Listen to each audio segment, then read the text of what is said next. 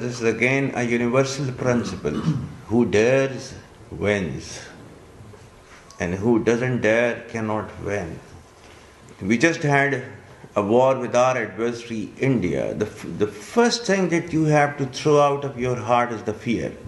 The moment you throw out the fear, then you can do any wonder in this world that you want to. And Alhamdulillah, Pakistan learned this lesson long ago. So that is why we said that we will do anything possible, but we will have our own technology.